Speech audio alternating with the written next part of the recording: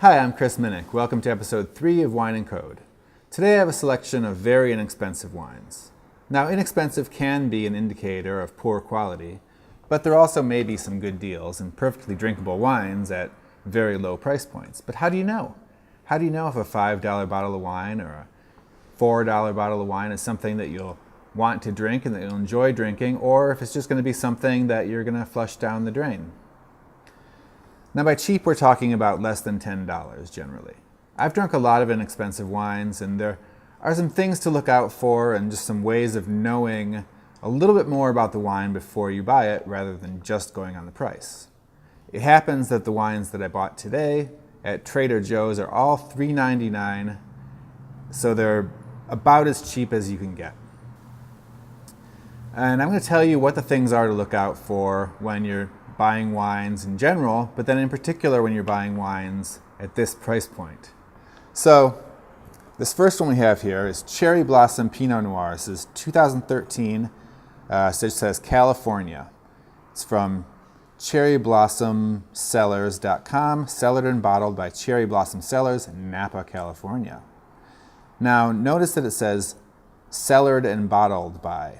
What this means is that it was probably trucked to Napa, maybe on a bunch of trucks, bunch of different blends of wines from all over California, and then was just put into kegs or barrels in Napa and then bottled in Napa. This is not a Napa wine. This was bottled in Napa, perhaps in Napa, but it is not Napa wine.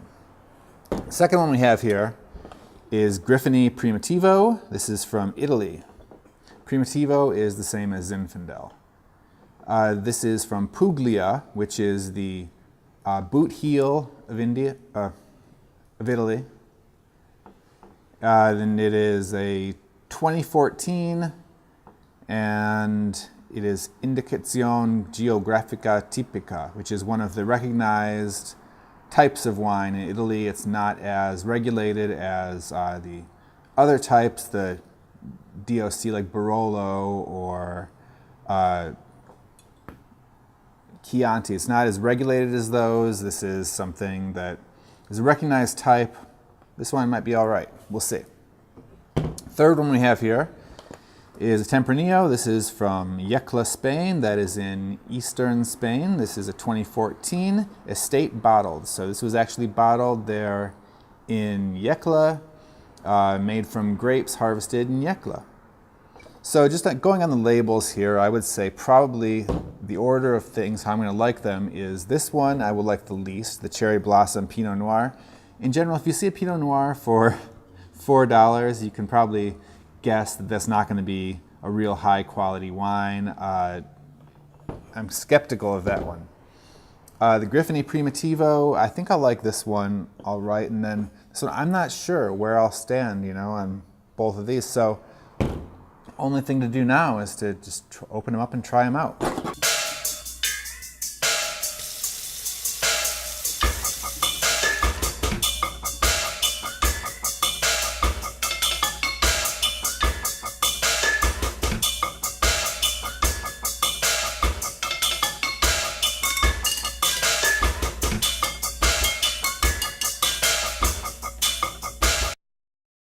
So this first one, the Griffon Ii Primitivo. It has no nose whatsoever. I can't really smell anything here.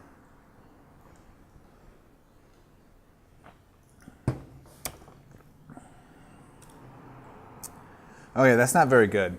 It occurs to me now that I should have brought a dump bucket, but I don't have it, so I'm going to down this. I'm going to try and suss out some kind of a review of this.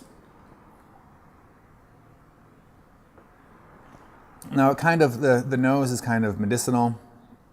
The mouthfeel is kind of bad. There's definitely something wrong with this. It's probably a blend of some grapes or wines that had things wrong with them. It's kind of a little bit sweet.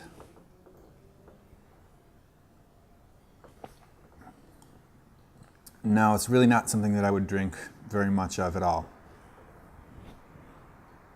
But I don't have a dump bucket, so I am. All right, now, the Tempranillo from Spain. The color, it looks a little brown. Yeah, a little bit browny. Again, pretty much no nose there. Maybe I'd get a little bit of oak on this one.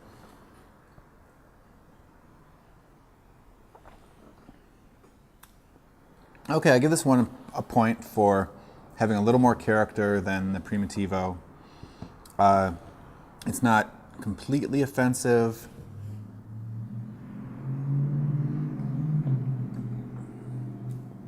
It's not something I would drink a lot of. I mean, you're serving this after like your third bottle of the night, Who's going to tell the difference, And nobody knows. You look at the bottle and you're thinking, wow, they really, shelled out the big bucks for this. The Tempranillo from Yecla, Spain. Estate bottled, it looks very impressive. Has a little logo there with a signature that says something. But let's keep in mind here that I spent $4 on this wine. So this one so far is my favorite.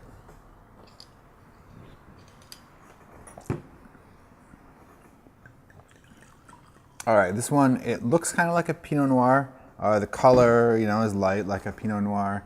It looks kind of brown. It also looks kind of cloudy, but maybe that's my glasses just dirty.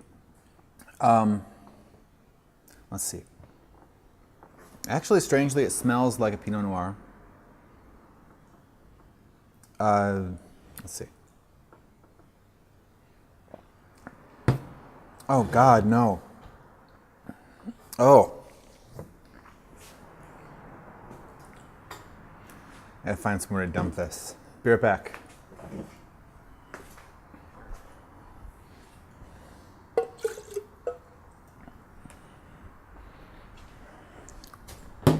Oh. So, Cherry Blossom Pinot Noir. No, bad news. Again, not much was lost in this experiment. I only spent $4. And thank goodness. The Cherry Blossom Pinot Noir was very, very sweet. It tasted kind of like a candy of some kind, maybe a now and later, kind of a strawberry now and later with the sweetness, but there was also something just sick and wrong about it. But again, $4. What do you expect?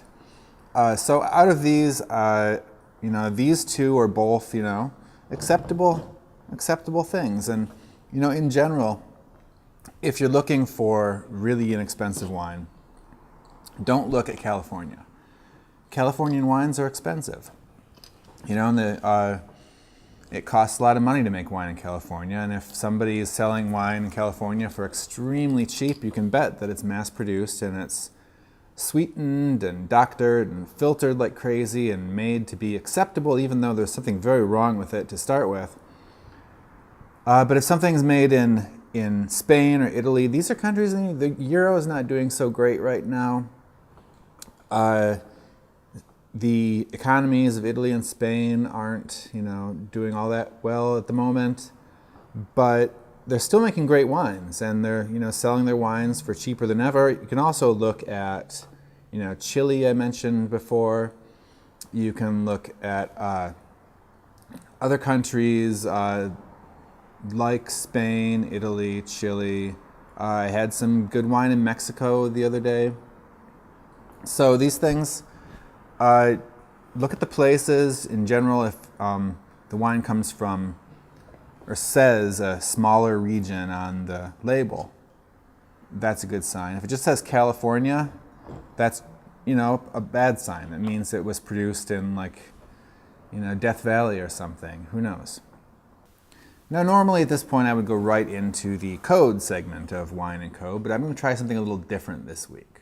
I'm going to divide the video into a wine video and a code video. So coming up, I'm going to be talking about cheap code. We just had our segment on cheap wine. Now we're going to talk about cheap code.